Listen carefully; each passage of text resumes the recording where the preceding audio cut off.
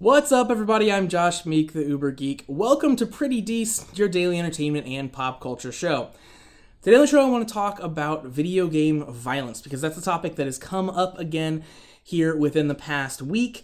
And video games are kind of being brought up as sort of the scapegoat for the cause of gun violence. Of course, after the most recent act of gun violence or most recent murders happening here, video games are brought up again as sort of the cause of it, as, you know, violent video games clearly must lead to school shootings. That must be a link there.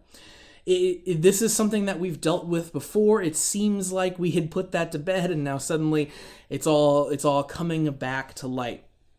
This week, the president had a meeting at the White House that was extremely kind of haphazardly put together, didn't seem to have a real objective, and they didn't bring any actual researchers on board about video game violence leading to real-life violence.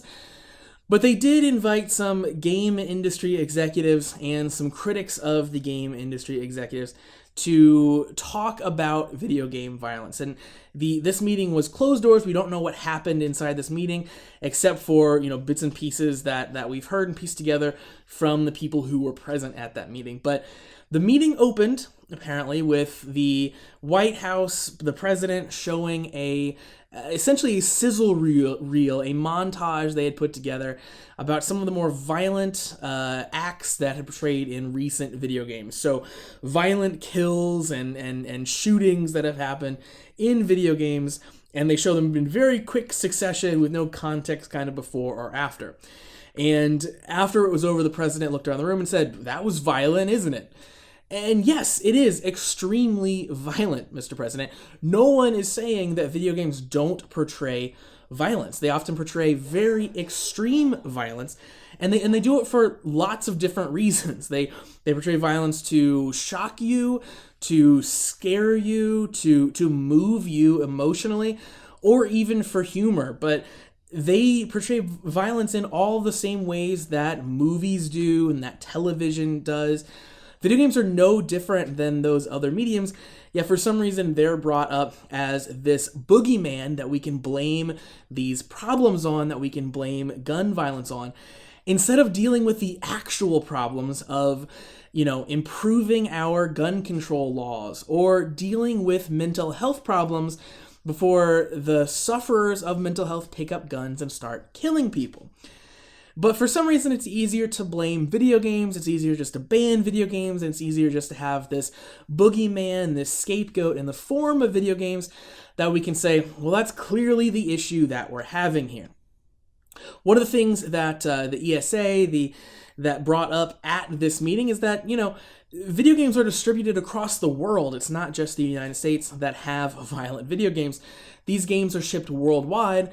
Yet the United States has the highest rate of gun violence of any country in the world. So clearly there's something more at play here than just violent video games. And even deeper than that, this meeting contained no invited guests. That it was a researcher on aggression and violence as it links to violent video games.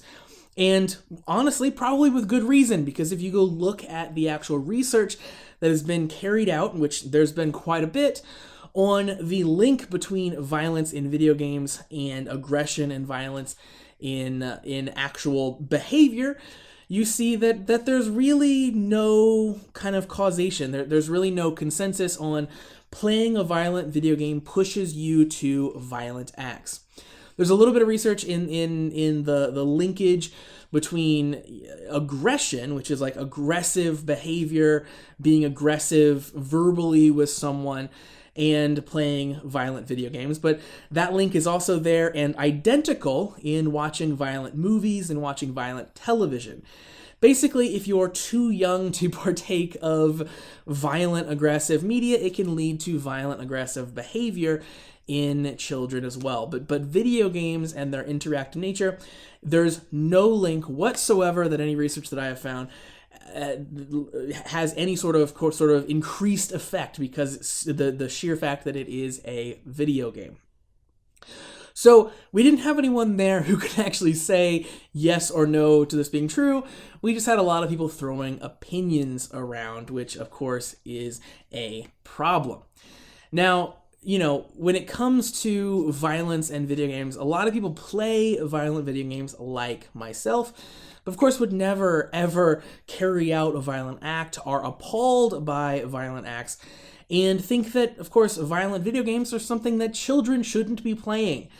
And I think that's something that we can all agree on, that children shouldn't be playing violent video games, much like they shouldn't be playing violent, or much like they shouldn't be watching violent movies or watching violent television.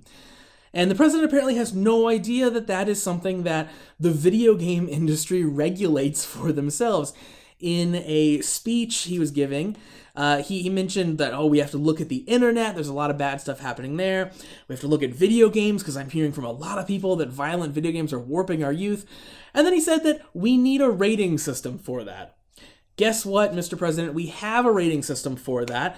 The rating system works very similar to the movie rating system, where games can be rated mature, and then you can read exactly what they're rated mature for.